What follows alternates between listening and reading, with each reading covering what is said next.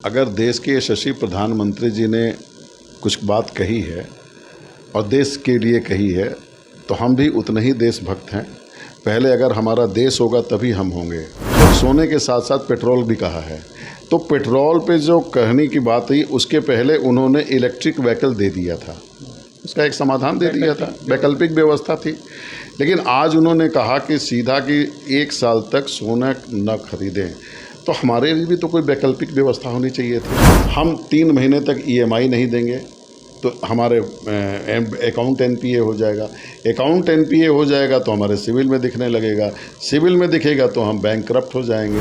आने वाले समय में जब कभी भी हम बैंक में जाएंगे अपने लोन लेने के लिए तो वो सिविल में दिखता रहेगा, बैंक हमें लोन देगा नहीं, तो हमारा तो पूरा का पूरा भविष्य ही पूरा अंधकार में दिख रहा है। तो अभी निर्यात का जो उन्होंने कल रात में 15% टैक्स कर दिया, जो पहले 6% हुआ करता था, तो 6% का जो था उसके हिसाब से 10 से 12 लाख रुपए टैक्स के रूप में जाता था।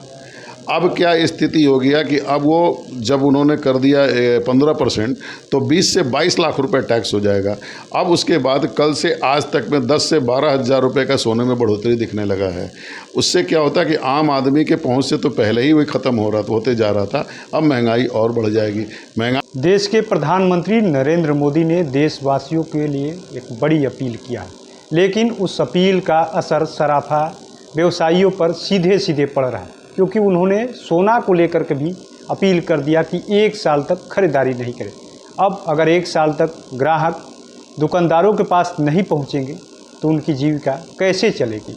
कहीं ना कहीं सराफा व्यापारी जो है वो परेशान है। और इसी विषय पर बात करने के लिए हमारे साथ all India jewellers Goldsmith federation Bihar के स्टेट प्रेसिडेंट अशोक कुमार वर्मा जी हैं। उनसे बात करेंगे कि अब 1 साल तक प्रधानमंत्री ने कह दिया कि सोना मत खरीदिए, पेट्रोल को लेकर के भी बातें कही है, अन्य चीज़ों को लेकर कहा, लेकिन नहीं खरीदने को लेकर के अब मन में तो कई तरह के सवाल होंगे कि 1 साल तक क्या करेंगे हम लोग। अब दुकान तो बंद हो रही है धीरे धीरे करके आपके मार्केट में। देखिए, अगर देश के यशस्वी प्रधानमंत्री जी ने कुछ बात कही है और देश के लिए कही है तो हम भी उतने ही देशभक्त हैं। पहले अगर हमारा देश होगा तभी हम होंगे। उन्होंने सोने के साथ साथ पेट्रोल भी कहा है, तो पेट्रोल पे जो कहने की बात हुई उसके पहले उन्होंने इलेक्ट्रिक व्हीकल दे दिया था, उसका एक समाधान दे दिया था, वैकल्पिक व्यवस्था थी। लेकिन आज उन्होंने कहा कि सीधा कि 1 साल तक सोना न खरीदें, तो हमारे लिए भी तो कोई वैकल्पिक व्यवस्था होनी चाहिए थी, क्योंकि हमारे इस व्यापार से कितने लोगों का रोज़गार जुड़ा होता है। अगर आप सही पूछिए तो एग्रीकल्चर के बाद कोई बहुत बड़ा इंडस्ट्री है तो वो ज्वेलरी इंडस्ट्री होता है। हम सब लोग को काम हम लोग देते हैं, स्किल वालों को व्यापार देते हैं। आज पूरे देश विदेश में भी देखिएगा तो बिहार के और बंगाल के और देश के ही अपने ही स्किल वहाँ पे जाके जेवरी बनाते हैं। अब सबसे बड़ी समस्या ये है कि अगर हमारा व्यापार बंद हो जाएगा, हमारे यहाँ ग्राहक का जो कि परसों से दिख रहा है नहीं आ रहे हैं, तो लग रहे हैं। जी हाँ, अभी कुछ समय के बाद में महीना ख़त्म होगा तो हमारे EMI देने की बात आ जाएगी। बैंक तो अपना इंटरेस्ट अपने आप से काट लेगा और हर कोई छोटा या बड़ा दुकानदार होगा, उसके पास CC लिमिट 1 करोड़ से लेकर के 10 करोड़ तक का लिमिट है। आज आपने देखा कि किसी अखबार में भी बहुत बड़ा आर्टिकल दिया हुआ है कि उससे कितना बड़ा नुकसान हो सकता है। अगर हम 3 महीने तक EMI नहीं देंगे तो हमारे अकाउंट NPA हो जाएगा, अकाउंट NPA हो जाएगा तो हमारे सिविल में दिखने लगेगा, सिविल में दिखेगा तो हम बैंकक्रप्ट हो जाएंगे।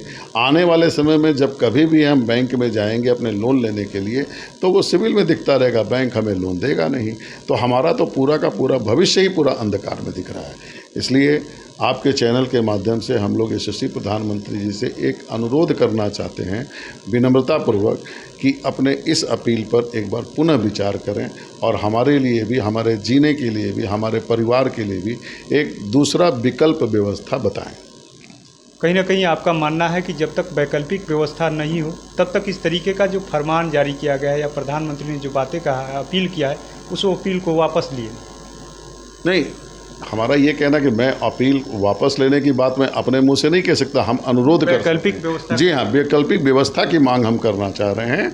आपने देखा होगा कि जब उन्होंने नोटबंदी किया, ठीक है, देश हित में उन्होंने नोटबंदी किया, तो नोटबंदी करने के लिए तो 2500 के पुराने नोट 1000 के नोटों को किया, लेकिन चलन में 200 और 100 के नोट थे, ठीक है।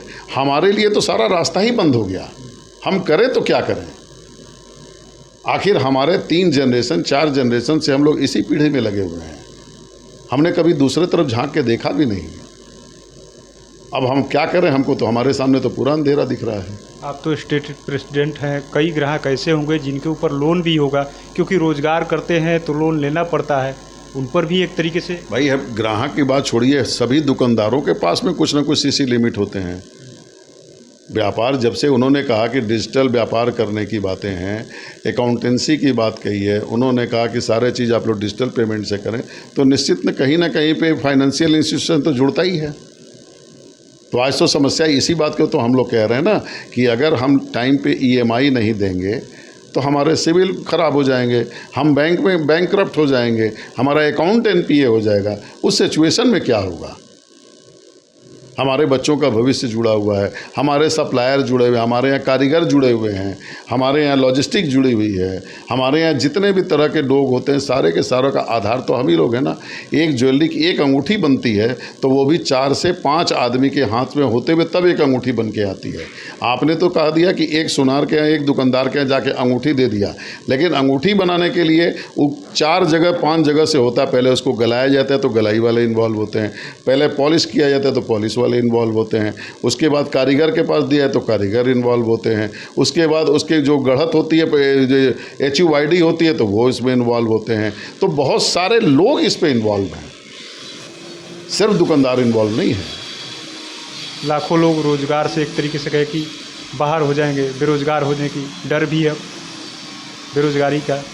ऑब्वियसली है, जब बेरोजगारी भूख पेट की आग ऐसी होती है ना कि जब हमारे बच्चों को हमारे सामने भूख से तड़पता हुआ देखेंगे तो हमारे पास कोई विकल्प नहीं होगा, तो हम उस सिचुएशन को कैसे फेस करेंगे ये सोच के हम डर रहे हैं।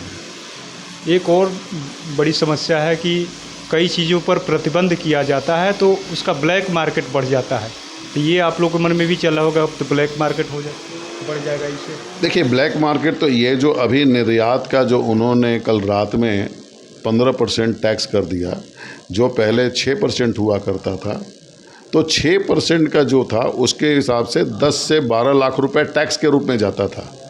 अब क्या स्थिति हो गया कि अब वो जब उन्होंने कर दिया 15% तो 20 से 22 लाख रुपए टैक्स हो जाएगा। अब उसके बाद कल से आज तक में 10 से 12 हज़ार रुपये का सोने में बढ़ोतरी दिखने लगा है। उससे क्या होता है कि आम आदमी के पहुंच से तो पहले ही वही ख़त्म होते जा रहा था, अब महंगाई और बढ़ जाएगी। महंगाई बढ़ जाएगी तो ब्लैक जो है ना, ये स्मगलिंग का काम ज़्यादा शुरू हो जाएगा।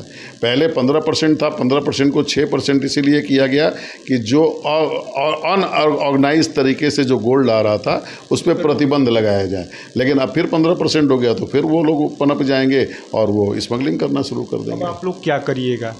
लेटर कहीं पर लिख चुके हैं या कहीं जाना अपील करने? देखिए हम लोग तो कल ही एक लेटर लिख करके कॉमर्स मिनिस्टर को दे चुके हैं। कल रात को भी हम लोगों ने पूरे देश से ट्वीट कराया है, ट्वीट किया है, माननीय प्रधानमंत्री जी को सुझाव के साथ दिया है, और all India jewellers and gold Smith federation की तरफ से हम लोगों ने उनको ट्वीट भी दिलाने का काम किया है। तो आपने सुना किस तरीके से स्टेट प्रेसिडेंट हैं सराफा व्यवसायी, यानी कहे कि पटना का सबसे बड़ा सराफा मंडी है और यहाँ पर हज़ारों लोग की उम्मीद जुड़ी हुई है। पर डे जो लगभग जो है 200 से 300 लोग यहाँ पर पहुँचते हैं, उसमें कुछ दुकानदार भी होते हैं और कुछ ग्राहक भी होते हैं, लेकिन सवाल वही है कि अब न लोग आ रहे हैं न दुकानें खुली हुई, सुनसान पड़ा हुआ है ये। अब ऐसे में देखना होगा कि प्रधानमंत्री से जो अपील किया जा रहा है कि लाखों लोग, कोई पेट का सवाल, बेरोजगार हो जाएंगे, उनके बच्चे क्या करेंगे, कई समस्याएं हैं। अब उस समस्या का निदान प्रधानमंत्री कैसे निकालते हैं। NBC 24 के लिए पटना से कृपा शंकर।